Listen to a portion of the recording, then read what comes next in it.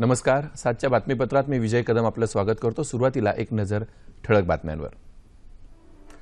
भूसंपादन कायद्यासंदर्भात 9 सुधारणांसह नवा वटहुकूम जारी, राष्ट्रपतींनी केली स्वाक्षरी.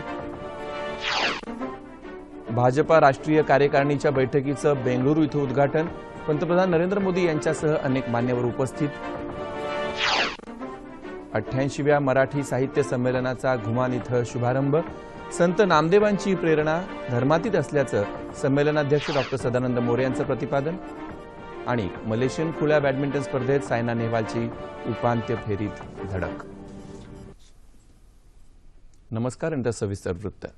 भूसंपादन कायद्यासंदर्भातला नवा वटहुकूम आज केंद्र सरकारनं जारी केला. राष्ट्रपती प्रणव मुखर्जी यांनी या वटहुकुमावर आज स्वाक्षरी केली. त्यामुळे 9 सुधारणांसह नवा भूसंपादन कायदा आजपासून लागू झालाय. यापूर्वी या कायद्यासंदर्भात काढलेल्या वटहुकुमाची मुदत 5 एप्रिलला संपणार आहे. तसंच या संबंधीचं विधेयक राज्यसभेत मंजूर होऊ शकलं नाही, त्यामुळे सरकारला नवा वटहुकूम आणावा लागला.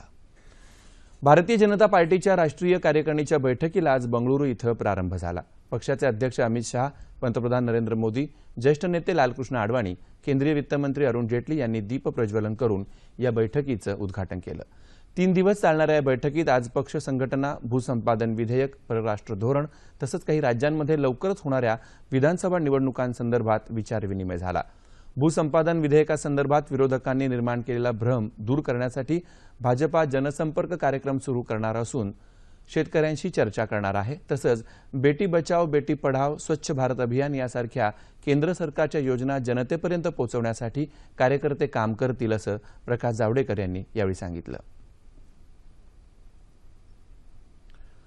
संत नामदेवांच्या वास्तव्यानं पुनीत झालेल्या पंजाबमधल्या घुमान इथं आज 88व्या अखिल भारतीय मराठी साहित्य संमेलनाचं उद्घाटन झालं. संमेलनाध्यक्ष डॉ. सदानंद मोरे, स्वागताध्यक्ष भारत देसडला, केंद्रीय भूपृष्ठ वाहतूक मंत्री नितीन गडकरी, माजी केंद्रीय मंत्री शरद पवार, पंजाबचे मुख्यमंत्री प्रकाश सिंग बादल तसंच साहित्य महामंडळाच्या अध्यक्षा माधवी वैद्य यांच्या उपस्थितीत गुरु नानक देवजी सभा मंडपात हा उद्घाटन सोहळा रंगला. संत, पंथ आणि तंत या तीनही साहित्य प्रकारात संत साहित्य महत्त्वाचं असून संत साहित्य हे मराठी साहित्याचा प्रमुख प्रवाह असल्याचं सदानंद मोरे यांनी आपल्या अध्यक्ष भाषणात म्हटलं. पुंडलिक वरदा हरी विठ्ठल श्री ज्ञानदेव नामदेव तुकाराम असा आगळा घोषणात धार्मिक नसून वाङ्मयीन परंपरेतला आहे असं ते म्हणाले. घुमान ही कर्मभूमी असलेल्या संत नामदेवांची प्रेरणा धर्मातीत होती असंही सदानंद मोरे म्हणाले. अर्वाचीन, प्राचीन आणि आधुनिक मराठी साहित्याचा उहापोह त्यांनी आपल्या भाषणात केला. घुमान इथं साहित्य संमेलनाच्या आयोजनाचं धाडस केल्याबद्दल त्यांनी सरहद संस्थेचं आणि साहित्य महामंडळाचं अभिनंदन केलं.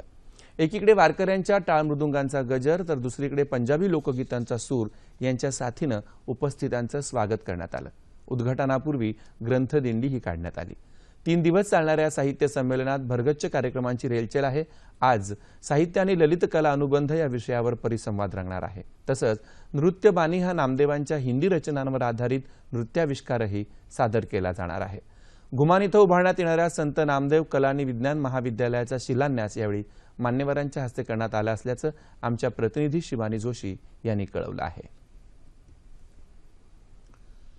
कोल्हापूर जिल्ह्यात वाडी रत्नागिरी इथं आजपासून ज्योतिबाच्या चैत्र यात्रेला सुरुवात झाली. कोल्हापूरचे पालकमंत्री चंद्रकांत पाटील यांनी आज पहाटे सपत्नीक ज्योतिबाची शासकीय पूजा केली. मानाच्या निनाम पाडळी आणि विहे इथल्या शासन काठ्यांचं पूजन झालं. राज्यातल्या सर्व शेतकरी आणि जनतेला सुखी समृद्धी ठेव असं साकडं पाटील यांनी यावेळी घातलं. यावेळी स्थानिक आमदार, खासदार यांच्यासह अनेक मान्यवर उपस्थित होते. ज्योतिबाच्या नावानं चांग भलच्या गजरात गुलाल खोबऱ्याची उधळण करत राज्यासह कर्नाटक, आंध्र प्रदेश आणि गोवा या राज्यातून आलेले लाखो भाविक या यात्रेत सहभागी झाले आहेत. आज सासनकाठ्यांच्या मिरवणुकाही निघाल्या. 3 दिवस चालणाऱ्या यात्रेसाठी चोख बंदोबस्त ठेवण्यात आला आहे. अवघ्या 4 महिन्यांवर आलेल्या कुंभमेळ्याच्या तयारीला नाशिक आणि त्र्यंबकेश्वर इथं वेग आलाय. नाशिकमध्ये पर्वणीच्या दिवशी लाखो लोकांना पवित्र स्नान करता यावं यासाठी नदीच्या दोन्ही तीरांवर घाटांचं काम पूर्णत्वाला येत आहे. त्र्यंबक नगरपालिका क्षेत्रातली 52 कोटी रुपयांची पायाभूत सुविधांची प्रमुख कामं येत्या एप्रिलमध्ये पूर्ण होतील. तसंच एसटी वाहतूक, पोलीस, मोबाईल फोन यंत्रणा, आपत्ती व्यवस्थापन, साधू आणि येणाऱ्या भाविकांसाठी सार्वजनिक स्वच्छतागृह अशी इतर कामंही लवकरच पूर्ण होतील असा विश्वास नगरपालिकेच्या मुख्याधिकाऱ्यांनी व्यक्त केला. शासनाने एकूण 51 कोटी 58 लाख मंजूर केलेले आहेत. त्यापैकी आम्हाला 17.20 कोटी रक्कम प्राप्त झालेली आहे. मेजर मूळ आराखड्यामध्ये 10 काम होते. 10 कामापैकी आमचे 80% कामं जवळ पूर्ण झालेली आहेत. बाकी कामं प्रगतीपथावर ते येत्या एप्रिल पूर्ण होतील.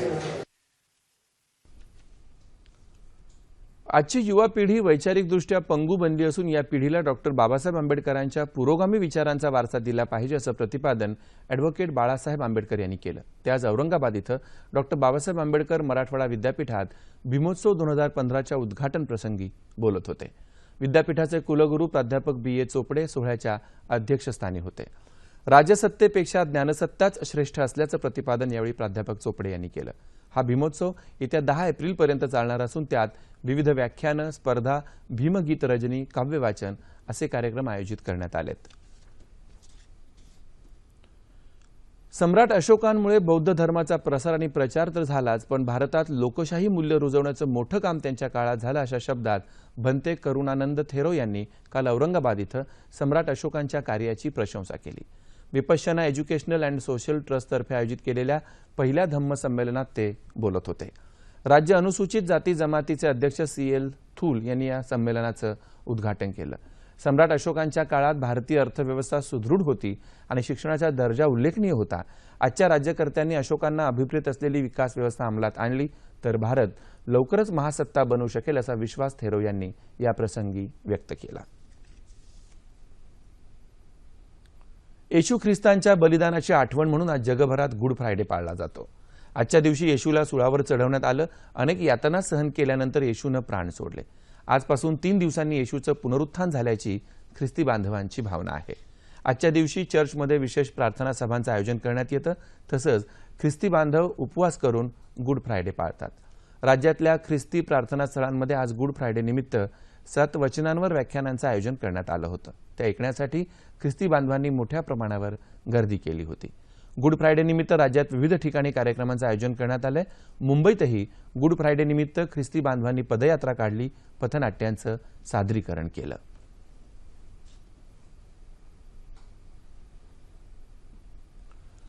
कॉम्रेड गोविंद पानसरे यांची हत्या होऊन 40 दिवस उलटून गेले तरी हल्लेखोरांना शोधण्यात पोलिसांना अपयश आलं असल्याच्या निषेधार्थ भारतीय कम्युनिस्ट पक्षाच्या कार्यकर्त्यांनी कोल्हापूरमध्ये आज पोलीस अधीक्षक कार्यालयावर आत्मक्लेश मोर्चा काढला. पोलिसांनी कॉम्रेड पानसरे यांच्या हत्येचा सखोल तपास करावा, अन्यथा आंदोलन तीव्र करण्यात येईल असा इशारा कॉम्रेड मिलिंद यादव यांनी यावेळी दिला. जागतिक क्रमवारीत अव्वल स्थानी पोहोचलेल्या भारताच्या सायना नेहवालनं विजयी घोडदौड कायम राखत मलेशियन खुल्या बॅडमिंटन स्पर्धेच्या उपांत्य फेरीत धडक मारली.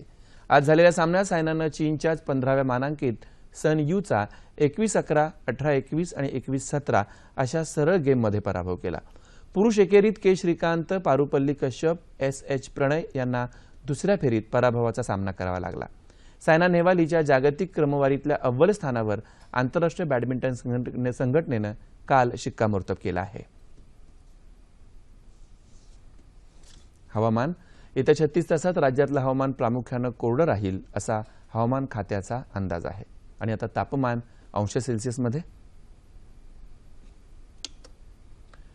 मुंबई कमाल 32, किमान 22, नागपूर 41 आणि 20, पुणे 34 आणि 17, औरंगाबाद 37 आणि 23, नाशिक 33 आणि 18, कोल्हापूर 35 आणि 22, रत्नागिरी 33 आणि 23, सोलापूर 40 आणि 23 आणि अमरावती 38 आणि 22 अंश सेल्सिअस. शेवटी पुन्हा एकदा ठळक बातम्या. भूसंपादन कायद्यासंदर्भात 9 सुधारणांसह नवा वटहुकूम जारी, राष्ट्रपतींनी केली स्वाक्षरी. भाजपा राष्ट्रीय कार्यकारिणीच्या बैठकीचं बेंगळुरू इथं उद्घाटन, पंतप्रधान नरेंद्र मोदी यांच्यासह अनेक मान्यवर उपस्थित. 88व्या मराठी साहित्य संमेलनाचा घुमान इथं शुभारंभ, संत नामदेवांची प्रेरणा धर्मातीत असल्याचं संमेलनाध्यक्ष डॉक्टर सदानंद मोरे यांचं प्रतिपादन.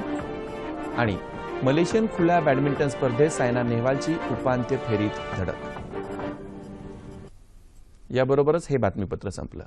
रिझर्व्ह बँक ऑफ इंडियाच्या काल झालेल्या कार्यक्रमात पंतप्रधान नरेंद्र मोदी यांनी आर्थिक समावेशकतेचा आराखडा मांडत बँकिंग क्षेत्रानं सर्वसामान्यांपर्यंत कसं पोचावं यासाठी अनेक प्रकारचं आवाहन केलं. या संदर्भात सविस्तर चर्चा करण्यासाठी अर्थतज्ञ उदय तारदाळकर यांना आज 9:30च्या बातमीपत्रात निमंत्रित करण्यात आलंय. तेव्हा पुन्हा भेटूया रात्री 9:30 वाजता सह्याद्री वाहिनीवर. नमस्कार.